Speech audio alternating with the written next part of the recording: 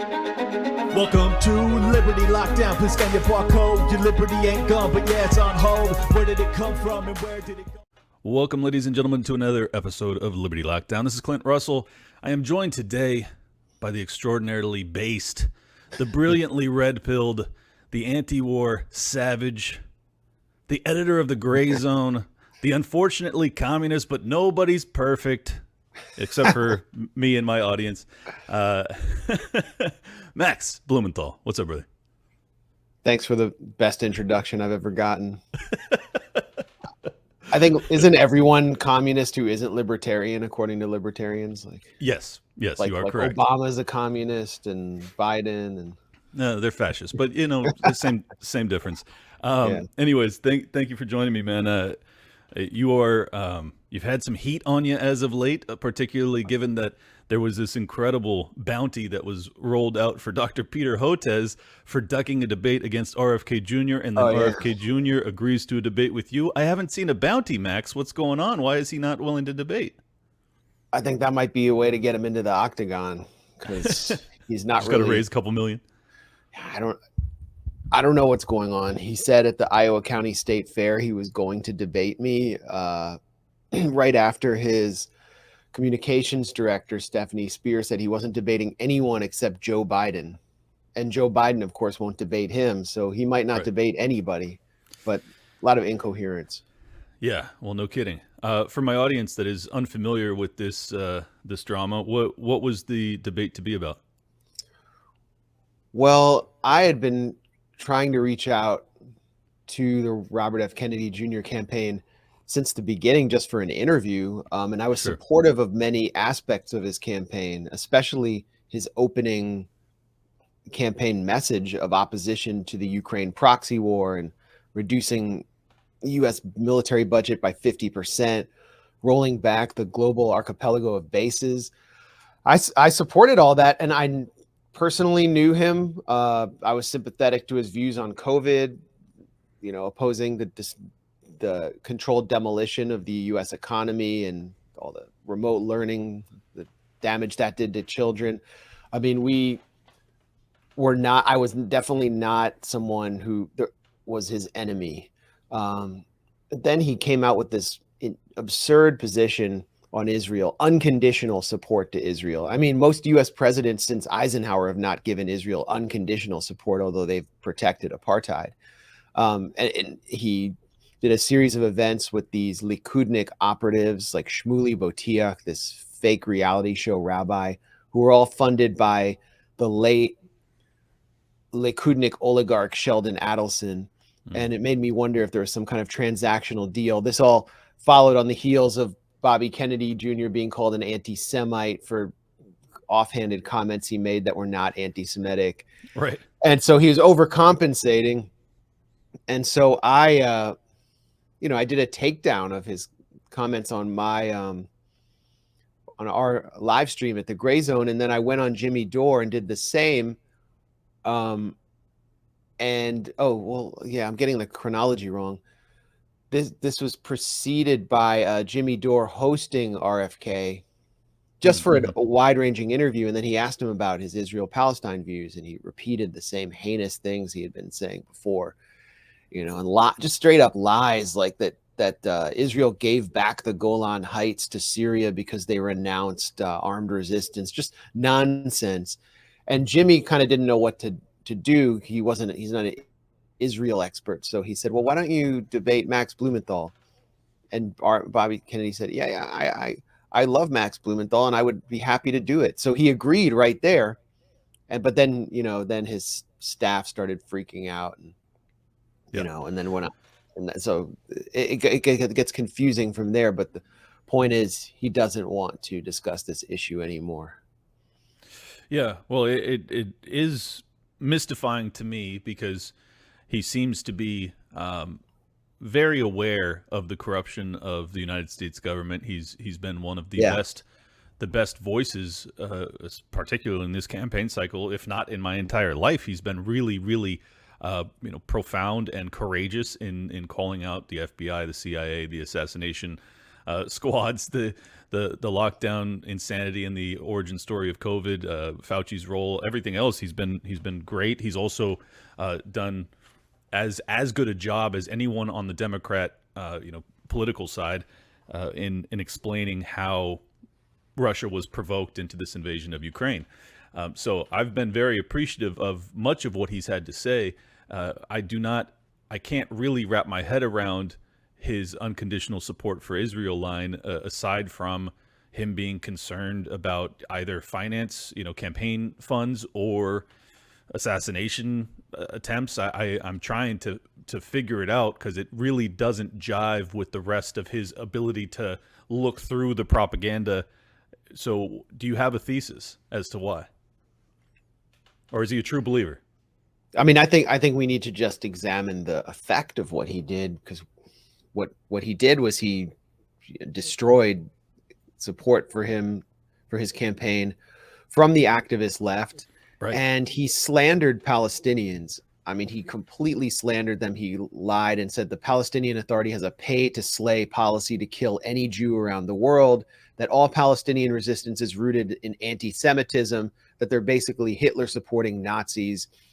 So he wrote off the support that Ron Paul, for example, was able to gather from many Arab Americans and Muslim Americans who were opposed to George W. Bush's wars of terror.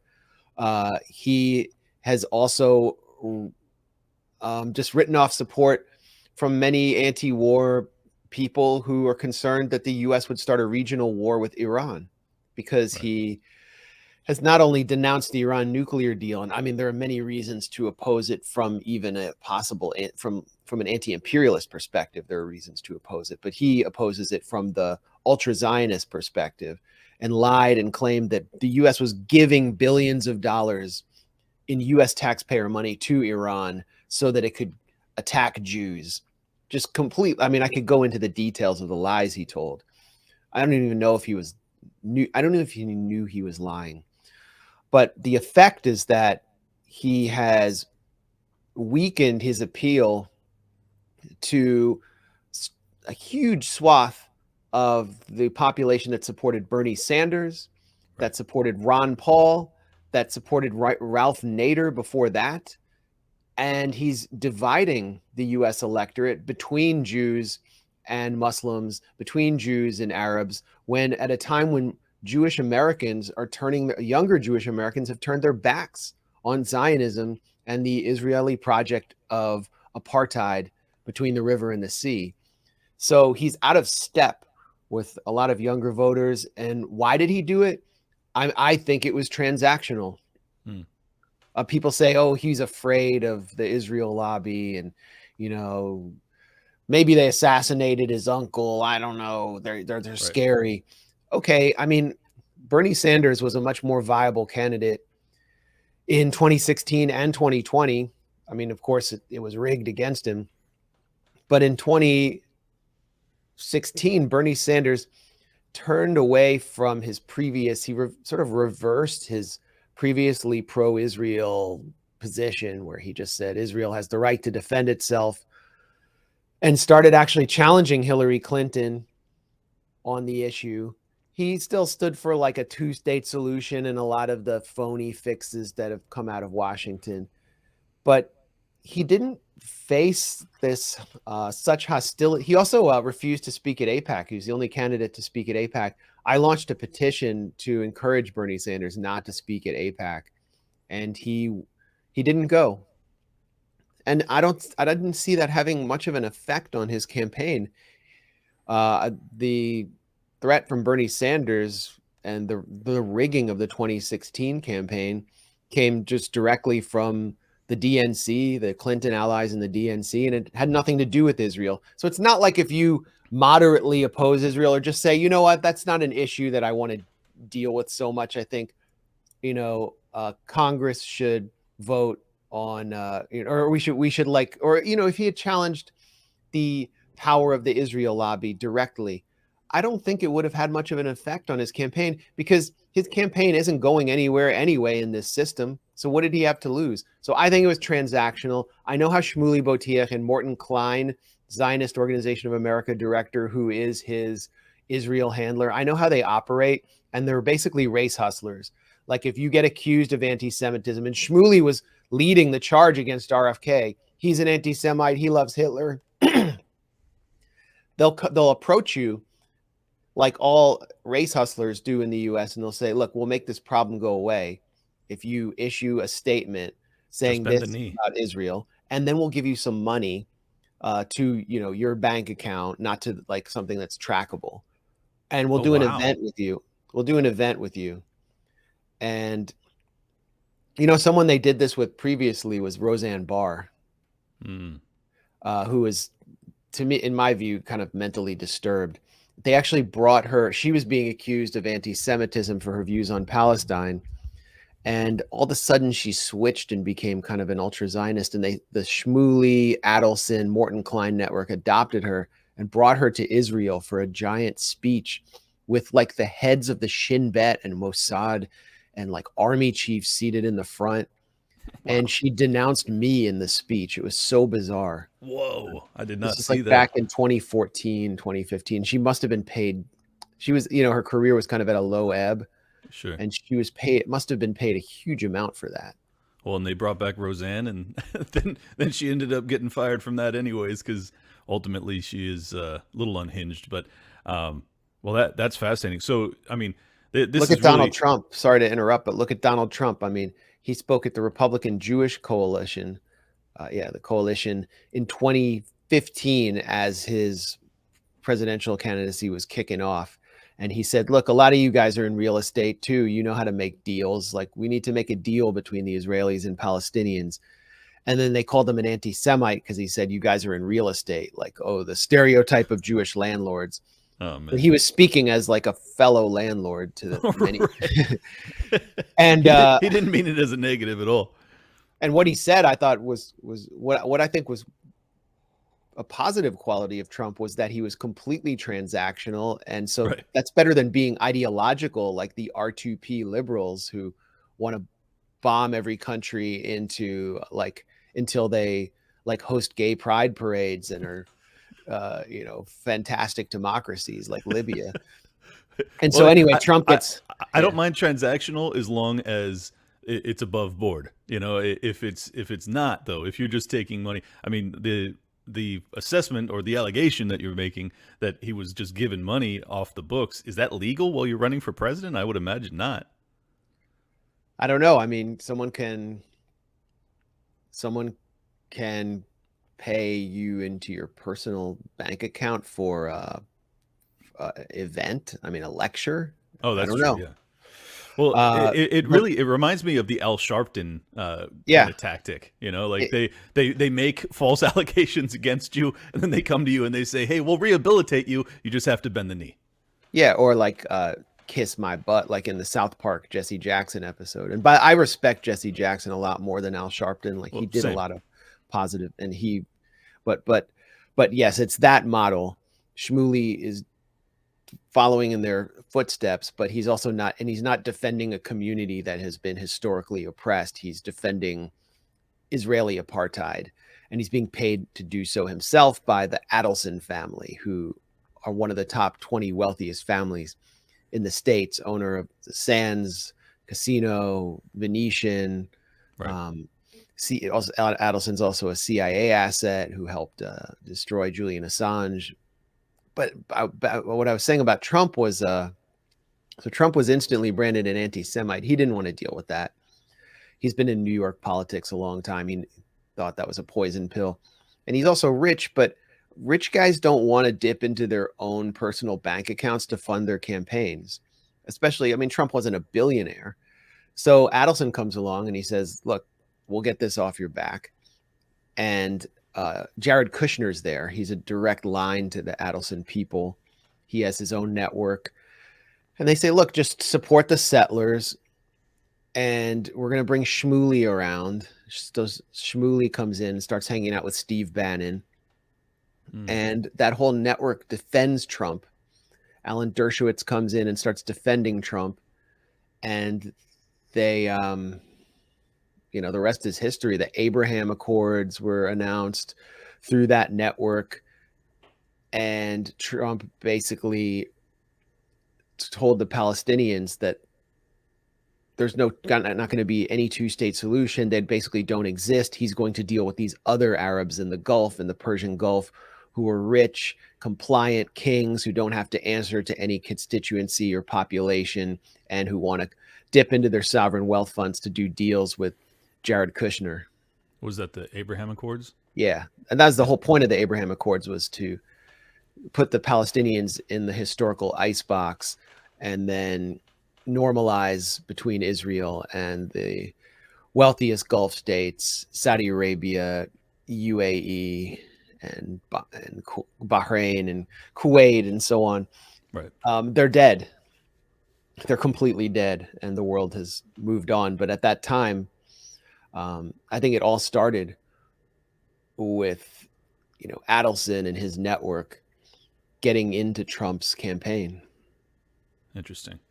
Well, what I've noticed in this election cycle in particular, and maybe it's just because I'm more woke, as they say, but Byron Donalds, you have Nikki Haley, Pence, you have a whole lineup of people that all seem to be running to be the president of Israel, more than the United States, and I don't know if I'm just noticing it more, or if this is actually a thing. But does this seem as if there's a real?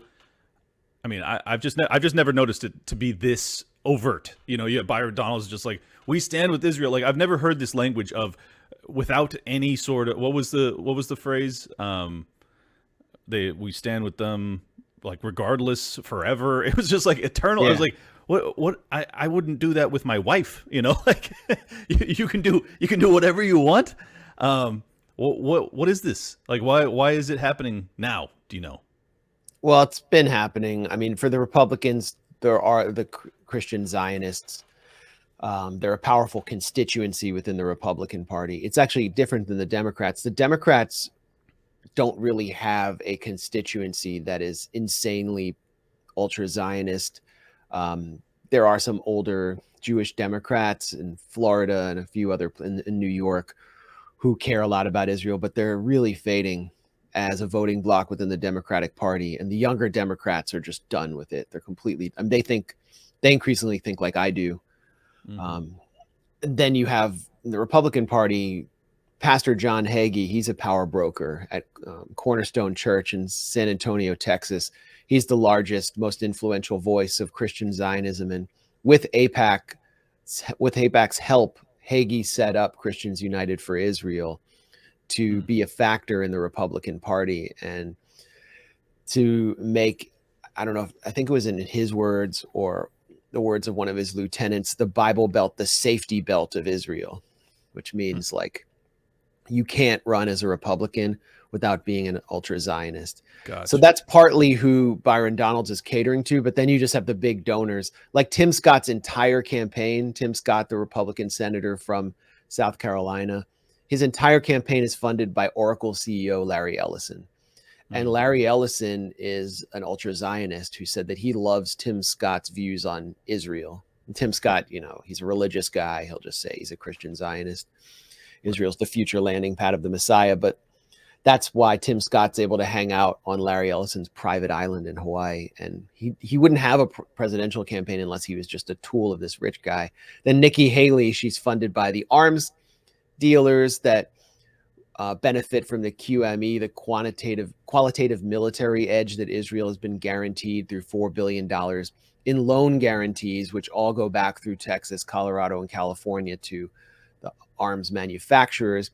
Israel is almost officially blocked from producing its own major weapons platforms by the United States through various export laws. That's why Israel doesn't produce its own fighter jets, because it has to import the F-16 and the F-35 to keep the jobs coming into Texas. The only platform that's made is the Merkava tank, which is not useless. Know any of that. That's fascinating. So yeah, I mean, if Israel's our greatest ally and yada yada yada, why would we not? I mean, I understand for the military-industrial complex why we would say, oh, you guys aren't allowed to build this. We'll build it. We'll give it to you. But how do they get away with that? It just seems like the Israeli politicians ought to be saying, "Hey, we'll build our own shit. Get out of our way." They tried to build a fighter called the Leahy, I think, and the United States threatened them with sanctions. I mean, it was one of the first times the U.S. actually threatened Israel. Today's episode with Max Blumenthal is brought to you by Nadeau Razors. That's NadeauShaveCo.com. You've seen my shiny, beautiful noggin. How do you think I get such a good shave? Huh? How do you think? That's right. Nadeau. Nadeau. ShaveCo.com. Promo code LOCKDOwn. Big Shave has been psyoping the American people for decades. Plastic cartridge razors are a scam. They jack your face up and cost too much. You don't need expensive replacement cartridges. You only need one stainless steel blade. Be a man. Be a man. Be 40. Get a freaking razor that works, huh? And stop supporting companies that hate you. You remember how Gillette was just talking about toxic masculinity? What are you doing? Why are you giving them money? This is a veteran-owned, American-made company, baby. NadeauShaveCo.com. Promo code LOCKDOwn. NADEAU ShaveCo.com. Support the companies that support the shows that you love and you listen to. And that, ladies and gentlemen, is NadeauShaveCo.com. Holy shit. Well, that's, of course, that's the one time you don't mess with the mic. Well, that's fascinating. What... Jesus then you Christ. got other donors like Paul Singer. This is the guy who funded the Free Beacon. He's sort of responsible for the neocon network in Washington that has tried to burrow within the Republican Party and kind of got ejected like the foreign body it was by the Trump campaign.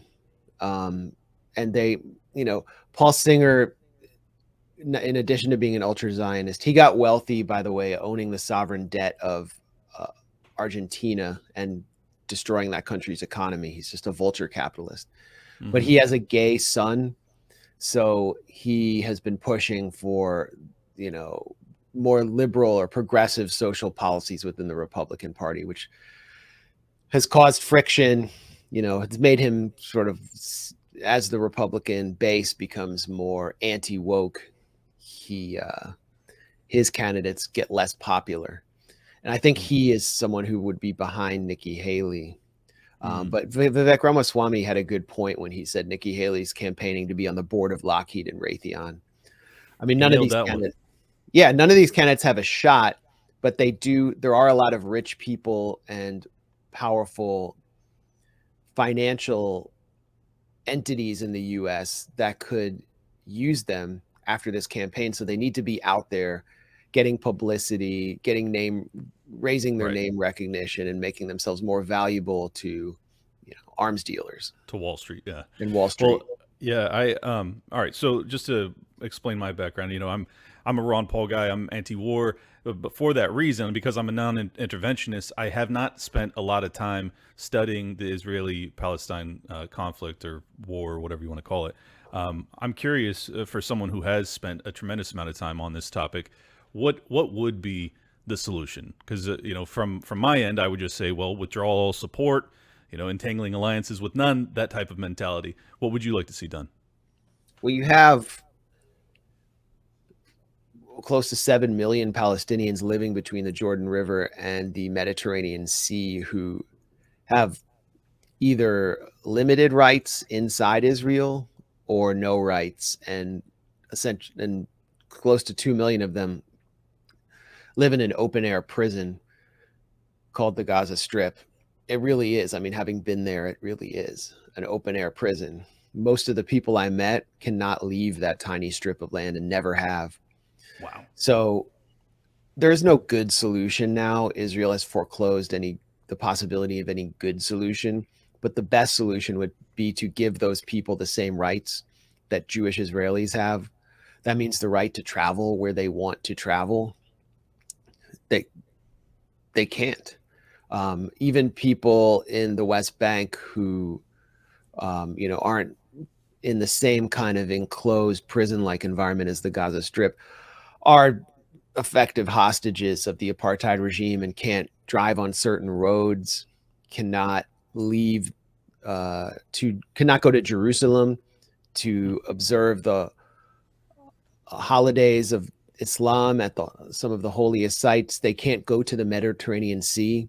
So you have young people, maybe teenagers now, who have never seen the sea. They've never been to the beach, and they live 20 minutes from the beach. So they should be given rights. But if you give them rights, that means the end of Zionism. Zionism is predicated on providing all Jewish people with superior rights within the Holy Land at the expense of the indigenous population. Right. And so it means that Israel no longer is a Jewish state. It becomes a kind of binational state. Mm-hmm. And they'll have to figure it out. They could figure it out through a confederation, kind of Ireland type model, or through a binational situation where they serve together in parliament. But the problem is that the population, particularly the Jewish Israeli population, is so radicalized now that they will fight a genocidal war to the last inch to prevent that from happening. And the United States will support them. The United States people won't. The American people wouldn't support that, I don't think. But the American government, because has so many incentives for maintaining Israel as this Spartan apartheid entity, and because of the ideological proclivities of our military and financial elite, would probably support that. So that's the situation Palestinians find themselves in. And I have to look at it as a huge tragedy, because Israel has this massive military, blue water navy, nuclear weapons, but they don't actually have an infantry or a cavalry.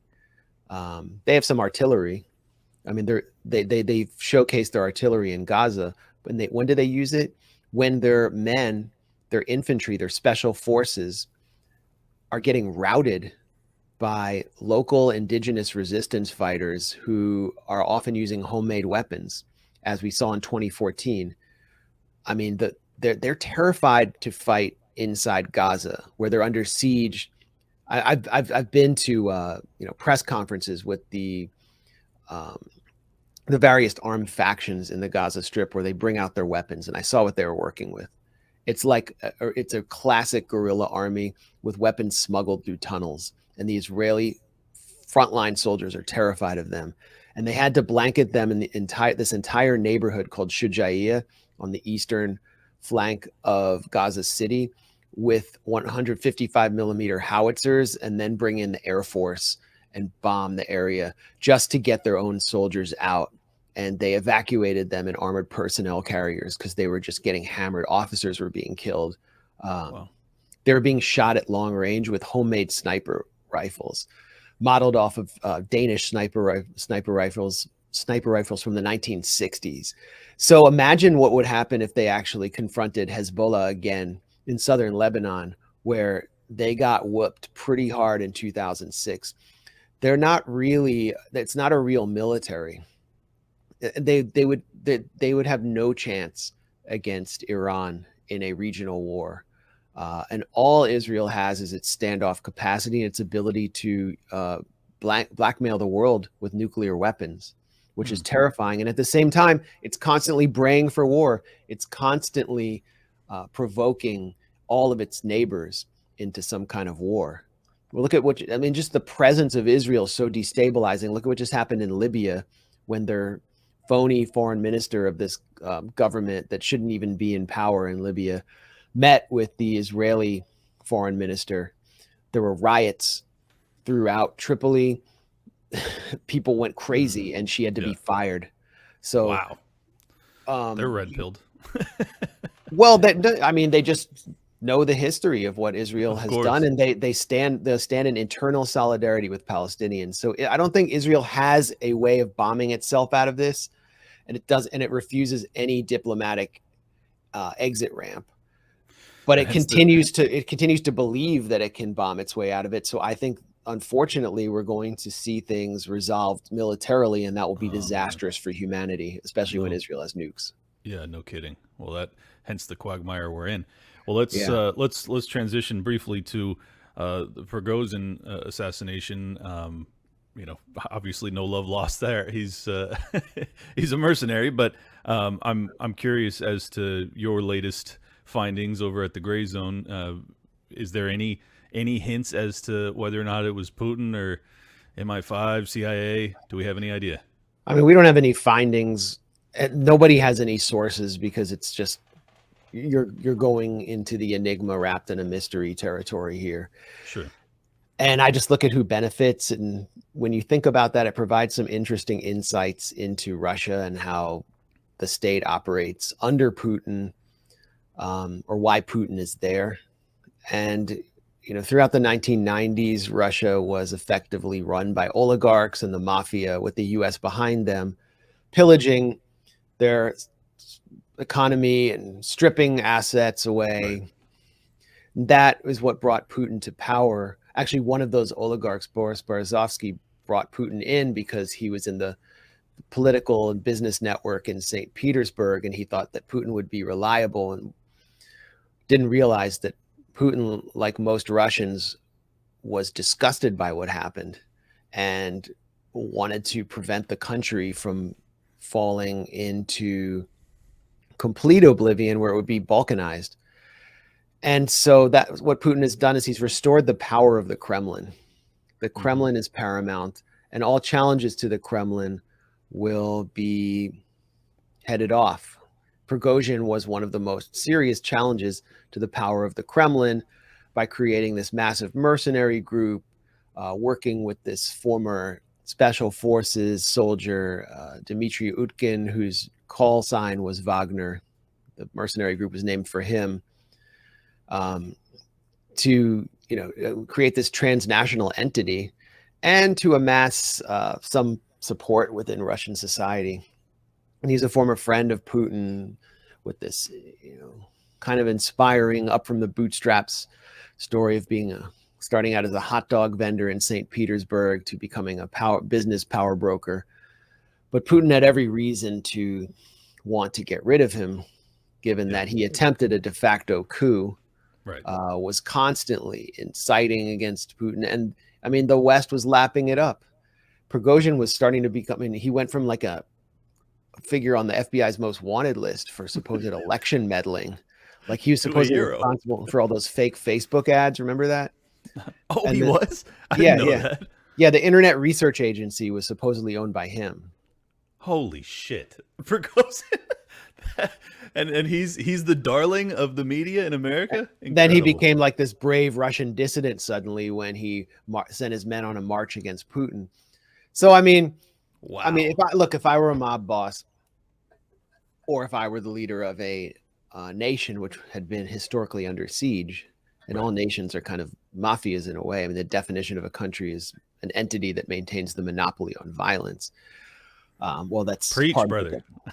It's something you need to do to be a country. What I would have done was exactly what Putin did up to the moment that Prigozhin was killed, which was to negotiate with him, to bring him back in, to establish political stability, but also to get him to drop his guard.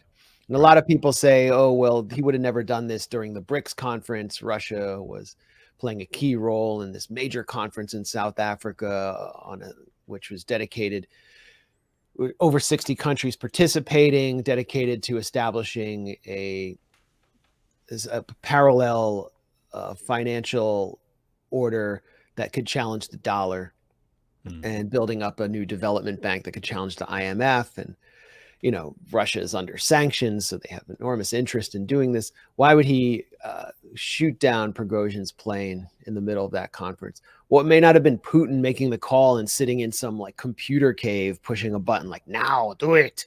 Right.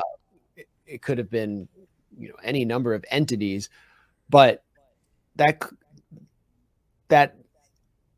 flight coming from Africa over Russian airspace with Prigozhin and all of his top lieutenants presented an enticing target that may have been so enticing that it had to be taken down. It's like the vice president of the U.S. and the president are rarely seen together for security reasons. Right. So it might have just been a target of opportunity. And we can look at what happened since then. Wagner mercenaries are being absorbed into the Russian Ministry of Defense. And which is what they wanted in the first place. So yes. So, yeah, I mean, and the organization is coming under control of the Russian state, which was funding it all along. that was the big fight between Putin and Prigozhin in the first place. So if he ends up getting what he wants, cui bono, if that answers it, I think it might. But yes, I agree that flight was essentially a Hydra strike. He got to take out many of the heads of, or not just the head, but many of the would-be, successionary heads of Wagner. So it makes a lot of sense to me. Well, I know you're running out of time here, so I want to just get your take on the Representative James Comer has been doing Newsmax interviews. I'll play the clip after you head out, alleging, based off of my research, what seems to be true, that in fact, Joe Biden had been trading on his name, or his son had been trading on his name, and his family had been profiting from a bunch of corrupt business deals based off of political favors offered by Biden, who was the head of, or the lead envoy under the Obama administration. And he seems to have made lots of money. They claim to have the receipts. Has the Gray Zone dug deep on this? And what's your conclusion as to the cleanliness of Biden's transactional history over in Ukraine? Well, we dug as far as James Comer has, and probably aren't following all of the details just based on how much we have to cover. Aaron Mate has done the most work on this, and he's finishing up a book on Russiagate right now that I think will cover a lot of this. He's actually working on sort of a trilogy, so it'll cover Ukraine and everything. Awesome. And I've covered the Hunter Biden issue. I think some of what Comer is doing is he's getting into the weeds so much that it's allowing for like the Washington Post fact checker to start to hedge and say, well, these were not actually shell companies. Rosemont Seneca was a company that actually had business, but it gets confusing for average people. Sure. What is clear is that Joe Biden, in his first speech to the Ukrainian Rada, in his first public appearance, was demanding that Viktor Shokin be fired. He just said, like, the judiciary needs to be reformed and the prosecutor needs to be reformed, or I won't give you an IMF loan. And he openly said that there. Then he bragged about it at the Council on Foreign Relations. Seated next to him, by the way, at that CFR speech was his Ukraine handler, Michael Carpenter, who was a fellow at the Atlantic Council that was humping in something like $200,000 a year from Burisma as part of the Hunter Biden bribery. No shit. And he did this at the around about 2 weeks or 3 weeks after Mikhailo Zlochevsky, the CEO of Burisma, wrote to Hunter Biden, we need to get Washington involved. We're in trouble here. Right. So the timeline all kind of makes sense. And Hunter Biden was on the payroll getting $80,000 a month from a gas company where he had no expertise at all. And at the same time, Marie Yovanovitch, the U.S. ambassador to Ukraine, who was herself a Ukrainian nationalist, and George Kent, who was working out of the embassy, a State Department official, were sending memos. We now know this through Comer's, the documents that Comer has been able to subpoena. We're saying Viktor Shokin is doing a good job. He's not corrupt. And they replace him with a guy, Yuri Lutsenko, who was not even a lawyer, who was known as just some kind of more of a tool of Washington. And the investigation into Burisma gets dropped. Just coincidental. Yeah, just coincidentally.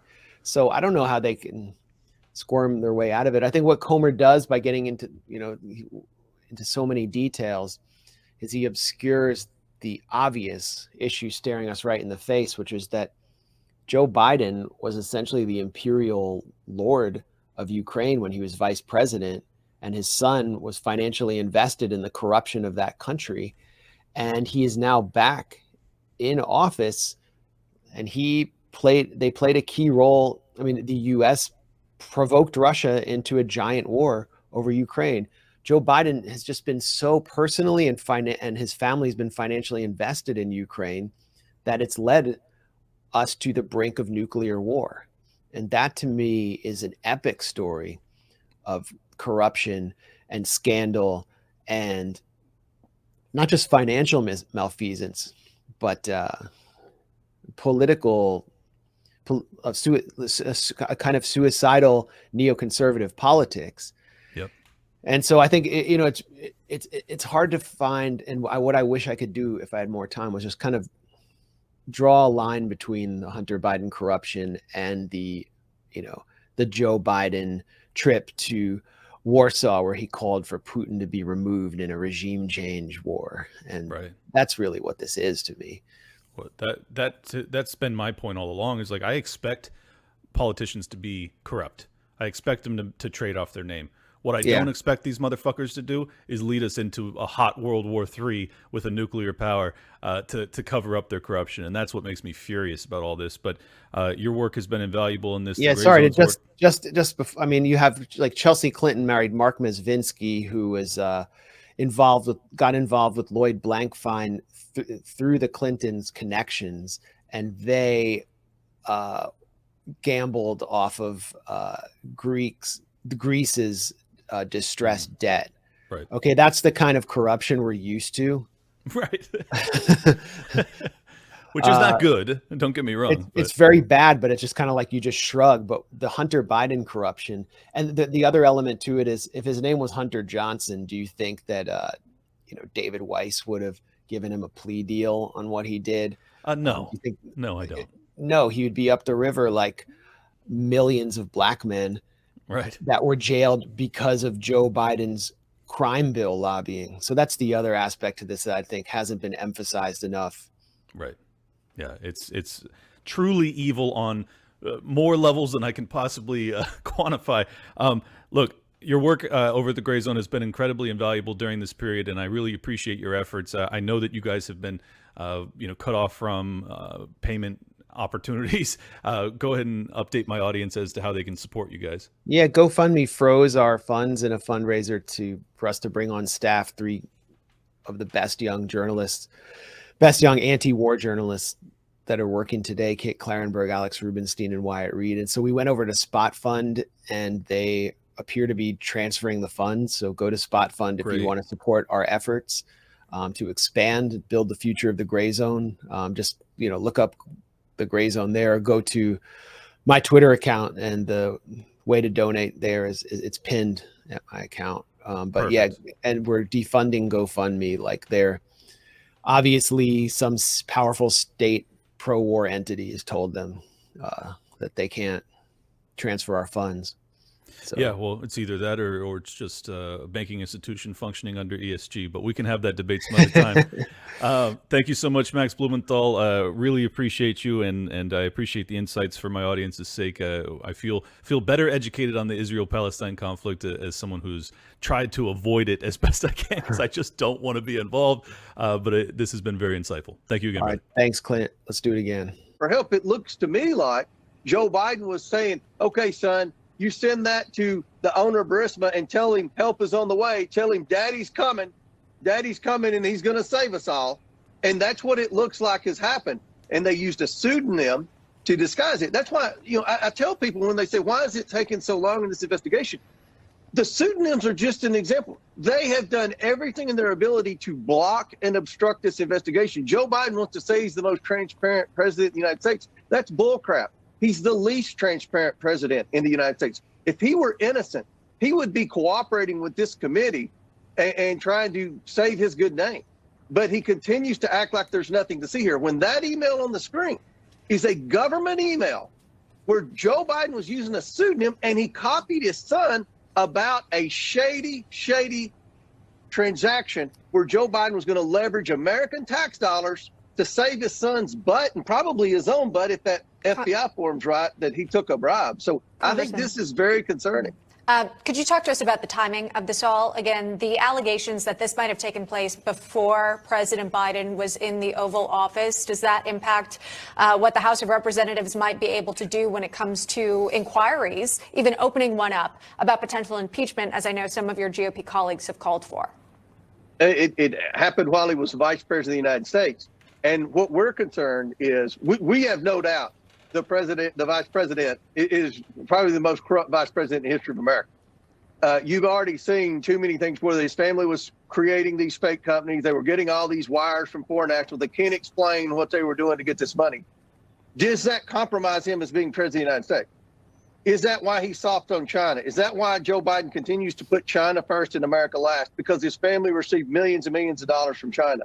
Is that why we're giving Ukraine a blank check for their war against Russia? Is that because he accepted the bribe, like the FBI form said? Is it because he was sharing government information with his son and he leveraged tax dollars to fire that prosecutor, Shokin, who was investigating his son? I mean, these are legitimate questions, and there is more than enough evidence that would suggest the House of Representatives needs to take this at least to the point of impeachment inquiry. Well, I don't often play you clips from Newsmax, but seeing as there are no other news channels that appear to be digging like this, got to do what I got to do. That was Representative James Comer, who's been doing much of the investigating, or at least bringing the evidence of the investigation to the public. And as Max Blumenthal, clarified, I think that this is quite evident that this is the reason that there is a blank check to Ukraine. I personally think it's a good thing that we are not taking a kind of a war drum beating path towards China. Obviously, I would rather us be doing it because we're not interventionist and not just corrupt and profiting from that non-militaristic stance. But it's regardless, it needs to be disclosed to the public. And I think that the political class that is participating in this is a bipartisan affair, and they all need to be removed from office as soon as possible. And I wish it weren't bipartisan, just being honest with you, my Republican viewers and listeners out there. But it's quite clear to me that this is bipartisan in nature, that there is an immense amount of corruption that was happening in Ukraine. And there was many, if not a majority of politicians up on Capitol Hill that were profiting from that corruption. And now we risk World War III because of it. So for those that go, it's just corruption, it's just getting paid for political favoritism, that's the nature of politics. Yeah, you're right to a certain extent, but it rises to the level of existential threat and increased curiosity when you realize that these wars are almost certainly transpiring because of that corruption. And that is not acceptable. I think that's fair to say. Let's transition a little bit. I got a couple more things I want to cover with you. Since I've been giving my GOP listeners a hard time, I'm going to give you more of a hard time. This is Donald Trump with Glenn Beck over on The Blaze. This country was coming together. Then we got hit with COVID. We did a great job with COVID. It has never been acknowledged, but it will be in history. We did a great job with the ventilators and all the things we did, because nobody knew what it was. Nobody had any clue as to what it was. And we did a great job. This country was coming together. Then we got hit. Yeah, sure. Nobody knew what it was, except for Fauci, and probably Birx, and certainly a bunch of other people within DARPA and the CIA. But aside from that, I would believe that Trump probably didn't know what it was at the time. That doesn't mean that he handled it great. And to try and rewrite history is insulting. And it should be insulting to your intelligence. Because I, a non-scientist, not even a journalist, at least not at the time, certainly, still not, I'm just a political commentator, but I was able to figure much of this out in the summer of 2020. Unfortunately, I had to delete all my old tweets because of the censorship apparatus, and I didn't want to lose my account. But anybody that was following me back then or listening to the show knows that I was able to figure it out, much of it, very, very early on. And Trump was the president during that period. And he was having Fauci and Birx and all these other liars and corrupt individuals up on the stage alongside him as they destroyed not just America, but the global economy. And feel however you want to feel about him in terms of, yes, I've acknowledged Russiagate and all this other, attempted soft coup stuff to get him out of power. And maybe he is the best hope of actually getting back into power and addressing much of this. But I'll tell you, it makes me extraordinarily skeptical that he is the guy for the job when he is unwilling or incapable of reflecting on the mistakes he made in that year. And what disturbs me most is not just that it appears to be, politics, where he's just trying to make himself look as if, he did a great job, but it seems sincere. And that's what disturbs me most, is that he was lied to consistently by Fauci during that period. He acted on those lies. He stood down as governors locked down and destroyed local economies, but he also, chastised governors that reopened. He did a lot of things that were absolutely, with 2020 vision in hindsight, they were absolutely wrong, absolutely incorrect. And yet, we did a great job with COVID. We handled it great, and history will prove that. According to Donald Trump. No. Wrong. And not acceptable. Not an acceptable perspective at all. And for the life of me, I don't understand how his supporters are able to look at that and just be okay with it. You guys know he's wrong. You guys know what he did during that period was absolutely fucking awful. It was awful. So, maybe he's the answer moving forward. Color me skeptical. If you're not able to reflect on your mistakes, and they were mistakes, then what the fuck? Why should I have any faith in you moving forward? Go ahead and leave some comments down below. You tell me why I'm wrong.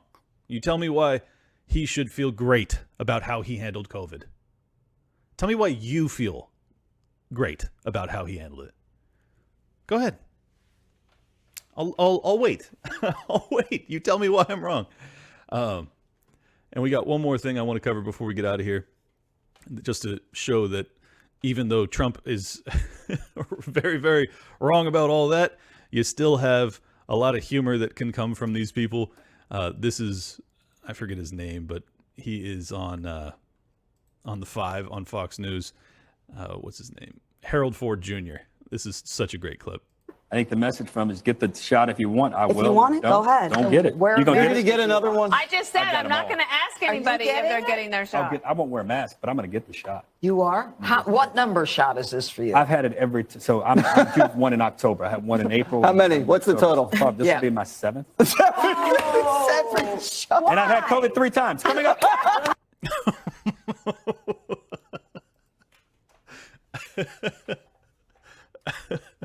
Can you believe there's people like that out there? Like, how do these people even exist? I don't understand it. He's just like, I'm gonna keep, I got my my hepatitis shot, hepatitis 4 or 5 times. How many shots you got for it? 7. How many times you got hepatitis? 3. No critical thinking happening there.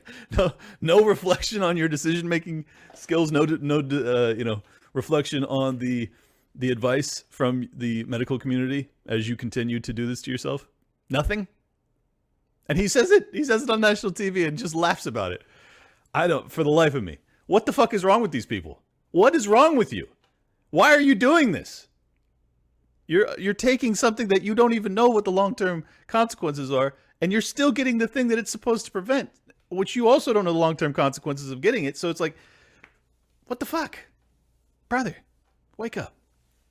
Anyways, if you want to support my work, I still have about 20 slots left because I'm following back all of the people that become subscribers over on X or Twitter.com.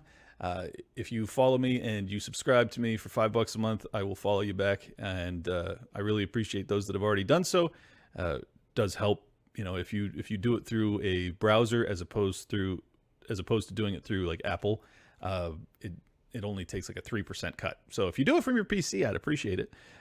Just trying to get some money so I can help grow the show. And if you guys appreciate these interviews, if you appreciate this message, that's the best way to do so. Second best way to do so would be locals, libertylockdown.locals.com. And then the third best way, as always, pick up some new Liberty Lockdown shirts. We got some new brands, new stylings, as you can see in the top left corner there, over on toplobster.com. Thank you guys so much for tuning in. As always, I'm going to read you off some of the 5-star reviews that you guys have left for me over on Apple Podcasts. It really helps with the algorithms, and I really appreciate you guys leaving them. Kelly Loves TKD says, 5 stars, love the podcast is amazing. Thank you, Kelly. Shoot the Moon Mom says, Clint is cool. Met Clint once. He said I was based. Very based. Thank you, Shoot the Moon Mom. Groovy Squirrel says, 1 star, mindless drivel. It's the preferred source of information for dullards and idiots. Well, thank you for tuning in, dullards and idiots. I appreciate your support. Groovy Squirrel, I don't appreciate you. Chopper7926 says, 5 stars, at Biden lost in 20. Love your take on just about everything, even if I don't agree on everything. Well, thank you. I appreciate that. You don't have to agree with everything, but you're wrong if you don't. Mike Rowe says, great podcast, informative podcast that I highly recommend. Thank you, sir. Mike Rowe _legacy X in parentheses. Oh, I think he just means that it's over on X. So Mike Rowe _legacy. MGPV says 5 stars. Defense of capitalism. I enjoy your podcast very much. I believe that true self-interest is the principle that leads to human flourishing and a better life for all individuals. Hello, Ayn Rand. Thank you for leaving a review. I believe this morality is the only defense of capitalism against collectivism of all types. Our society's default morality of altruism is the ultimate problem. Individuals should never be subjugated to any group, state, proletariat, church, the needy, the racial group, etc. Please consider inviting Yaron Brook for an interview, or perhaps cover one of his debates and or shows, podcasts, YouTube videos. See, I knew you were a Randian. You want me to have Yaron on? I know this ideology well. And I'd be open to having Yaron on. It's a hard tongue twister.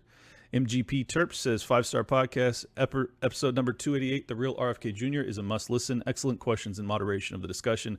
In the end, a very insightful view that one can take into consideration if voting in the uniparty upfront propaganda campaigns and back-end manipulations of the count. Americans have freedom to go vote, but have been restricted since these two parties organized before the Civil War and created both economic and structural barriers of entry to any other party, candidate, or voice other than Demopublican in the electoral process. Freedom to go vote for now, but hardly freedom of the vote other than the better of two evils. Correct. And Sonia says, Jupraise, I'm just here to leave a 5-star review. The end. Well, thank you for the 5-star review. Not Slarlility says, another great one. But he leaves me 4 stars. What the fuck? Says, I'm allergic to the complaining voice that is often the case in podcasts. This is not one of them. Thanks, good sir, for the calm but passionate breakdown of the topics of the day. Well, you're welcome. But up it to 5 stars, bro. Nick says, Clint Russell will say what's in your heart. I was listening to the previous episode where Clint was recognizing something that I had noticed about the Trump prosecution, and I realized that he does this all the darned time. He sees the iniquities that I see and eloquently skewers them like I would if I had a powerful voice and no fear like he does. Well, thank you. Says, God bless you, Clint. Keep speaking truth to power. We are out here, and we are your brothers and sisters. You are indeed. It is a big family, and I am grateful to be related to you. 5 stars, Jihad. I get it. Ghaad says, thumbs up. Flame emoji, 5 stars. We're approaching 700 reviews over on Apple Podcasts. We got a ton of them over on Spotify. We got a bunch on Podcast Addict. It's amazing. It's amazing how many people are listening to the show. Blows me the fuck away. Blows me away that so many people are enjoying it and letting me know. So thank you. Bottom of my heart. Means a lot. Got a huge lineup coming up. Looks like Adam Curry and James Lindsay will both be on at some point next month.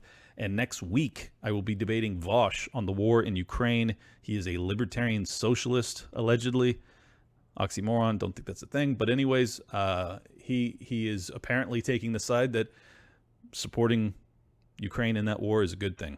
Which, man, I fucking hate it when libertarians take that position. So, That will be on a Twitter Spaces with Josie. I will try and rip the audio and put it up on the RSS feed for this show. So if you are a viewer, I would encourage you to go and subscribe to Liberty Lockdown on Apple Podcasts or Android or wherever you get your podcasts, and you won't miss it. Gonna be fireworks. But man, James Lindsay and Adam Curry are two of the biggest influences on me over the past couple of years, and I can't wait to have them back on. I've had them both on a couple times, so it's amazing. It's amazing to have my heroes on. Dave Smith, Adam Curry, fucking James Lindsay. Are you kidding me? What a time to be alive. Make sure you guys leave a comment before you get out of here. Like, subscribe, all the things. I'll catch you soon. Peace. Welcome to Liberty Lockdown. Please scan your barcode. Your liberty ain't gone, but yeah, it's on hold. Where did it come from and where did it go?